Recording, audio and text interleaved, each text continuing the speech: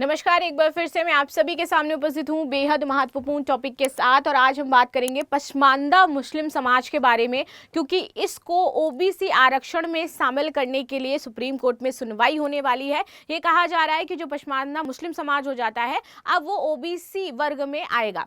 तो चलिए, क्या पूरा मामला है और कैसे एक नए ओबीसी वर्ग में आपका एक नया जो क्लासिफिकेशन है वो देखने को मिलेगा, तो इसको समझेंगे। इससे पहले बता दूं कि भैया होली ऑफर है हमारा 3 मार्च का, तो इससे रिलेटेड आप इन्फॉर्मेशन ले सकते हैं।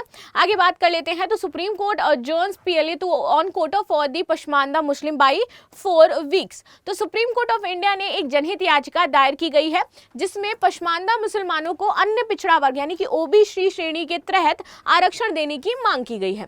इस याचिका पर चीफ जस्टिस सूर्यकांत और जस्टिस जयमाल्या बागची की खंडपीठ ने संक्षिप्त सुनवाई की और मामले को 4 सप्ताह बाद के लिए सूचीबद्ध कर दिया है।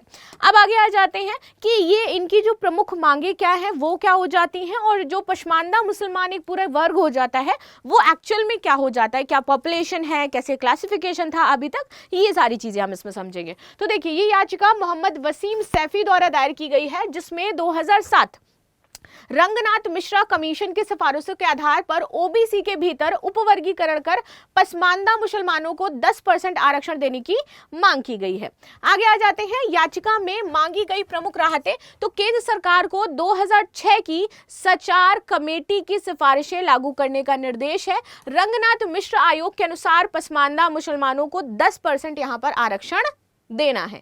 ठीक है, तो ये जो हमारी सचार कमेटी है ना, ये इसकी बात कर रही है और ये बहुत ही ज्यादा इंपॉर्टेंस रखती है। ओबीसी के भीतर उपवर्गीकरण कर पसमानदा मुसलमानों की पहचान एवं प्रतिनिधित्व सुनिश्चित करने हेतु एक वैधानिक आयोग का यहाँ पर गठन हुआ था।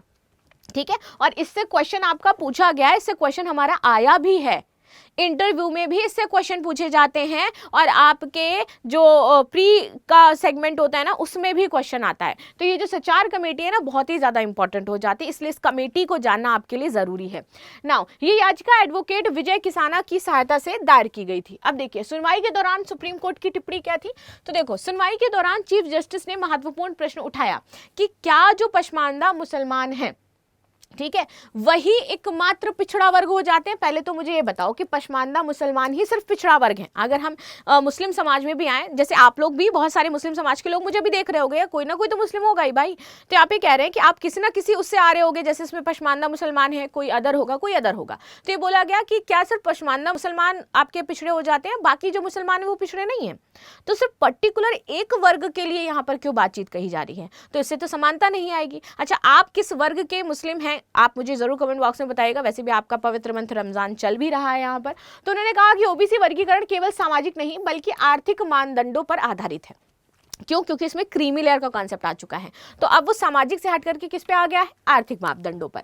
अदालत ने यह भी टिप्पणी की कि अन्य गरीब मुस्लिम समुदाय की कीमत पर केवल एक समूह को बढ़ावा देना उचित नहीं होगा।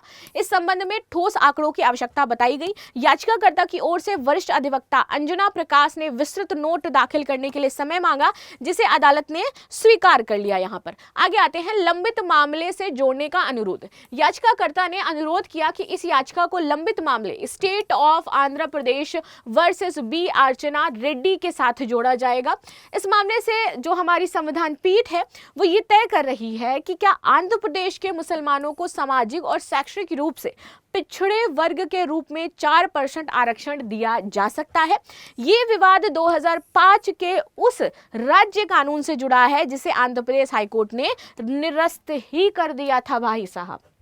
ठीक है, तो अब ये पूरा मामला बहुत ज्यादा छिड़ गया है कि भैया अब ओबीसी में नया वर्गीकरण करने की बात कही जा रही है। तो जो भी ओबीसी वर्ग से हैं, कृपया मुझे बताएं कि क्या आप इससे सहमत हैं। क्योंकि देखो, नया कोई भी ऐड ऑन होता है, आपकी सीटें ऑफ कोर्स कम होंगी, क्योंकि क्लासिफिकेशन 27 में ही करना है हमें, और जनसंख्या और जो वर्गीकरण हो गया है, ये ग्रुप हो गए, वो बहुत ज्यादा हो गए। तो क्लासिफिकेशन फेयर तो नहीं है यहाँ पर, ये बात हमें समझ में आ रही है। ठीक है, चलिए आगे आ जाते हैं। पसमानदा शब्द का प्रयोग उन मुस्लिम समुदायों के लिए किया जाता है जो सामाजिक रूप से पिछड़े यानी कि अजलाफ और दलित अरसल वर्ग से आते हैं। भारत में मुस्लिम समाज को परंपरागत 3 वर्गों में बांटा गया है।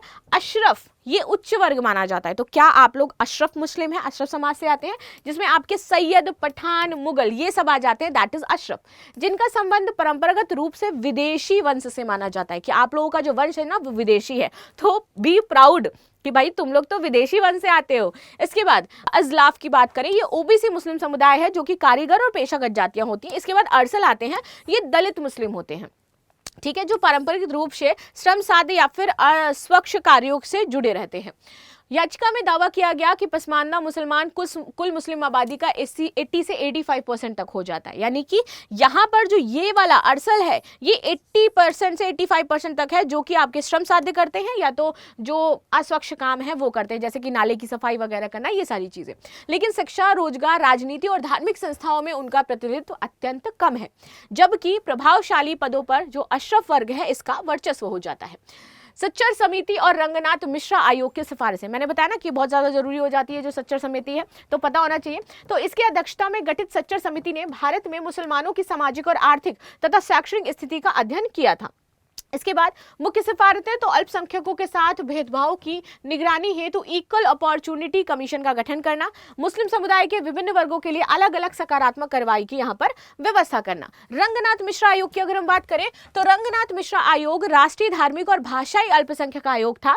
इसने धार्मिक अल्पसंख्यकों के पिछड़े वर्गों को आरक्षण देने का सुझाव दिया था और पसमानदा समुदाय के लिए विशेष प्रावधान की सिफारिशें यहाँ पर की थी। आगे आते हैं संवैधानिक और कानूनी आयाम की बात करें तो आरक्षण का अगर संवैधानिक आधार देखें तो भारतीय संविधान के अनुच्छेद 15(4) और 16(4) राज्य को सामाजिक और शैक्षिक रूप से पिछड़े वर्गों के लिए विशेष प्रावधान करने की अनुमति देते हैं।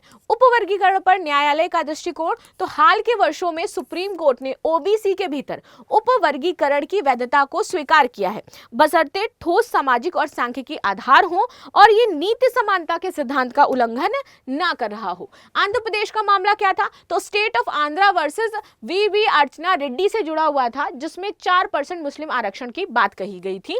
संविधान पीठ इस पर विचार कर रही है अभी, क्या धर्म आधारित आरक्षण संवैधानिक है, तो भैया नहीं है भाई। यह सामाजिक पिछड़ेपन के आधार पर मुस्लिम समुदाय के भीतर वर्गीकरण संभव है। चलिए सामाजिक और राजनीतिक महत्व समझे तो यह मुद्दा 3 स्तरों पर महत्वपूर्ण हो जाता है। कौन कौन से? पहला तो सामाजिक न्याय की बात करते हैं। क्या मुस्लिम समाज के भीतर भी आंतरिक असमानता को मान्यता दी जानी चाहिए? देखो, है तो असमानता, ये तो फिक्स है कि मुस्लिम समाज के भीतर आंतरिक असमानता है, तो आप इससे बच तो नहीं सकते। लेकिन राजनीतिक प्रतिनिधित्व की अगर हम बात करें तो पसमानदा मुसलमान लंबे समय से राजनीतिक जो विमर्श है इसमें प्रतिनिधित्व की मांग कर रहे हैं। आरक्षण नीति का भविष्य, यदि ओबीसी के भीतर उपवर्गीकरण का व्यापक रूप से लागू होता है, ठीक है, तो अन्य समुदायों पर भी इसका प्रभाव पड़ेगा, ऑफ कोर्स पड़ेगा। तो आगे क्या हो सकता है, अगर ये देखें तो आगे ये हो सकता है भाई कि सुप्रीम कोर्ट ने याचिकाकर्ता को विस्तृत आंकड़े प्रस्तुत करने का दिशा निर्देश दिया है और अगली सुनवाई में ये स्पष्ट होगा कि क्या पसमानदा मुसलमानों को अलग से आरक्षण देने का संवैधानिक आधार बनता है, क्या ओबीसी के भीतर उपवर्गीकरण न्याय संगत और व्यवहार है, या यह मामला व्यापक आरक्षण नीति के जो पुनर्व्याख्यान है इसकी ओर ले जाया जाएगा या नहीं। भारतीय संविधान का कौन सा अनुच्छेद राज्य को सामाजिक और शैक्षिक रूप से पिछड़े वर्गों के लिए विशेष प्रावधान करने की अनुमति देता है? 14, 15(4), 16 या फिर 21, इनमें से कौन सा सही है जरूर बताइएगा। मिलते हैं नेक्स्ट क्लास में, तब तक के लिए धन्यवाद। आपकी क्या राय है, पसमानदा मुस्लिम समाज आपका शामिल होना चाहिए ओबीसी में या नहीं शामिल होना चाहिए? तो मिलते हैं नेक्स्ट क्लास में, तब तक के लिए धन्यवाद। लाइक शेयर सब्सक्राइब करना बिल्कुल भी ना भूलें and thank you so much.